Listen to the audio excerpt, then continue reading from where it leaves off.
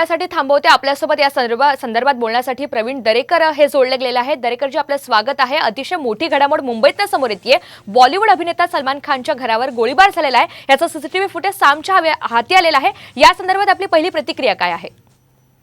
मला वाटतं अशा प्रकारचा गोळीबार होणे हे दुर्दैवी आहे आणि आता सीसीटीव्ही मिळालेला आहे। पोलीस त्या ठिकाणी पोहोचलेले आहेत आणि योग्य ती सखोल चौकशी करून यामागे नेमकं काय आहे याचा उलगडा त्या ठिकाणी होईल किंवा होण्याची आवश्यकता आहे।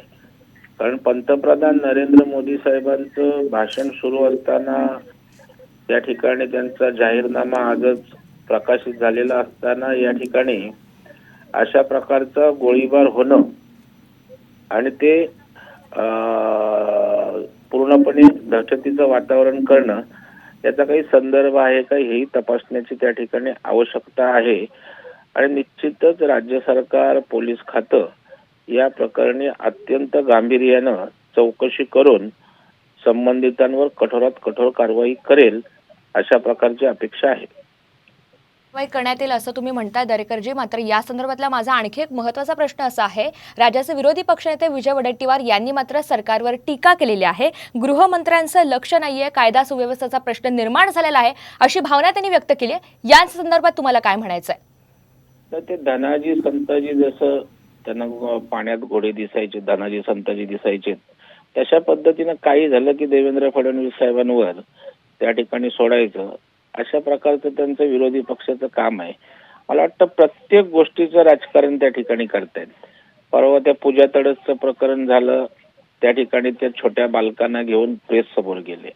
आता इकडे गोळीबार झाला, कोणीच समर्थन करणार नाही, परंतु लगेच त्याचं राजकारण करायचं। मला वाटतं प्रत्येक गोष्ट ही निवडणुकीच्या अँगलने आणि राजकारणाच्या दृष्टिकोनातून पाहू नये, कारण त्याच्यामुळे काय होतं की राजकीयच गोष्टी जास्त चर्चिल्या जातात आणि मूळ विषय बाजूला राहतो।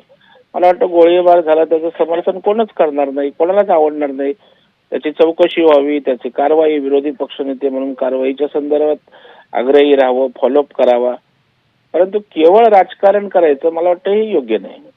दरेकरजी, आभारी आहे आपल्या प्रतिक्रियेसाठी। तर आपण पाहतोय प्रवीण दरेकर यांनी देखील या संदर्भात महत्त्वाची प्रतिक्रिया दिलेली आहे।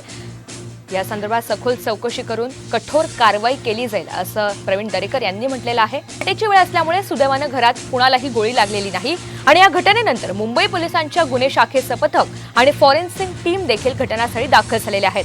खंडणी विरोधी पथकाचे अधिकारी देखील गॅलेक्सी अपार्टमेंट बाहेर पोहोचलेले आहेत आणि याआधी सलमान खानला अनेकदा जीवे मारण्याच्या धमक्या आलेल्या आहेत। लॉरेन्स बिश्नोई गँगने अनेक वेळा सलमान खानला धमकी दिली आहे। या दृष्टीने देखील आता तपास सुरू करण्यात आलेला आहे।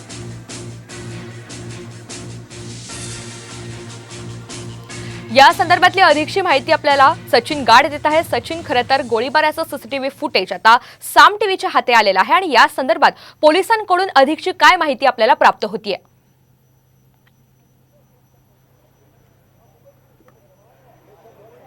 नक्कीच दोन बाईक सवार होते, एका बाईकवरती हे दोघे सवार होते। दोघांनी हेल्मेट घातलं होतं आणि त्यांनी 4:45च्या सुमारास सलमान खान याच्या वांद्रे येथील याच गॅलेक्सी अपार्टमेंटवरती गोळीबार केला होता। आपण जर बघितलं तर ही गॅलरी आहे आणि गॅलरीच्या आरपार एक गोळी गेलेली आहे। पडद्यातून ही गोळी आत शिरली। सुदैवाने 4:45चा वेळ असल्यामुळे कोणीही जखमी झालं नाही। तर दुसरी गोळी जी आहे ती सलमान खानच्या भिंतीवर लागली, इमारतीच्या भिंतीवर लागली। आपण जर बघितलं तर त्या जिथे गोळी लागली आहे तिथे पोलिसांनी लाल खडूने रंगवलेलं देखील आहे। तर उर्वरित 3 गोळ्या या पोलिसांना रस्त्यावर पडलेल्या मिळून आल्या। 2 बाईक सवार होते, 4:45च्या सुमारास आले। दोघांनी हेल्मेट घातलं आणि फायरिंग करताच हे दोघेही वांद्रे स्टेशनच्या दिशेने पसार झालेले आहेत। सीसीटीव्ही फुटेज सध्या पोलिसांच्या हाती लागलेला आहे आणि त्याच्या अनुषंगाने पोलिसांनी आता तपासाला सुरुवात केलेली आहे। मुंबई गुन्हे शाखेचे सगळे वरिष्ठ अधिकारी इथे येऊन गेलेले आहेत आणि परिस्थितीचा आढावा त्यांनी घेतलेला आहे। त्यासोबतच फॉरेन्सिकची टीम देखील आलेली आहे आणि ज्या काही गोळ्यांची कार्टेजेस पोलिसांना सापडलेली आहेत ती सगळी रिकवर केलेली आहेत। कोणती बंदूक होती, कोणत्या वेपनमधून हे फायरिंग करण्यात आलं आणि कोण संशयित आरोपी असू शकतं या सगळ्या अनुषंगाने पोलिसांनी तपासाला सुरुवात केलेली आहे। मात्र नक्कीच सलमान खान सारख्या बड्या अभिनेत्यावर त्याच्या घरावरती अशा प्रकारे गोळीबार होणं ही नक्कीच धक्कादायक गोष्ट आहे। ज्या वेळेला गोळीबार झाला त्यावेळी सलमान खान देखील घरात होता, त्याचं संपूर्ण कुटुंबीय होतं। त्यामुळे नक्कीच आपण म्हणू शकतो की सलमान खान त्याचे कुटुंबीय हे थोडक्यात बचावले आहेत। कारण जर हा दिवसभरात कधीही गोळीबार झाला असता तर मात्र कोणी जखमी होऊ शकलं असतं. सलमान खानचे कुटुंबीय हे अनेक वेळेला गॅलरीत येतात, गॅलरीत त्यांचे चाहते जेव्हा खाली असतात त्यांना अभिवादन करण्यासाठी, त्यांना हात दाखवण्यासाठी देखील सलमान अनेकदा अशा प्रकारे गॅलरीत येत असतो. त्यामुळे नक्कीच एक मोठी धक्कादायक घटना आज इथे म्हणावी लागेल आणि या सगळ्या आरोपींना याच्या मागे सूत्रधार कोण होतं याचा तात्काळ लवकरात लवकर पर्दाफाश करण्याचं एक मोठं आव्हान आता मुंबई पोलिसांसमोर असेल.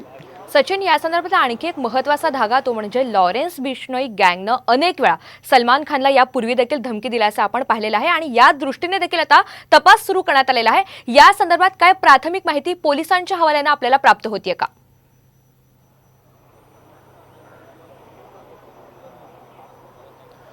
नक्की जेव्हा जेव्हा सलमान खानला धमकी येते, अशा प्रकारचे हल्ले होतात, तेव्हा पहिली संशयाची सुई ही लॉरेन्स बिश्नोई गँगकडे जात आहे. कारण याआधी देखील अनेक वेळेला त्यांनी सलमान खानला धमकी दिलेली आहे. धमकीचं एक पत्र देखील लॉरेन्स बिश्नोई गँगने सलमान खानच्या घराबाहेर फेकलेलं होतं. जरी लॉरेन्स बिश्नोई गँग असा दावा करत असेल की काळविटाच्या शिकार प्रकरणी आम्हाला सलमान खानचा आम्ही तिरस्कार करतो, मात्र यामागे एक सलमान खानकडून खंडणी वसूल करण्याचं एक यंत्रणा तयार करण्याची देखील पोलिसांना संशय आहे. कारण जर सलमान खानला अशा प्रकारे धमकी दिली, त्याच्या घराबाहेर गोळीबार केला, तर त्याचा कुठे ना कुठे दबदबा हा संपूर्ण बॉलिवूडवरती बसू शकतो आणि पुन्हा एकदा बॉलिवूडकडून खंडणी, मोठ्या प्रमाणात खंडणी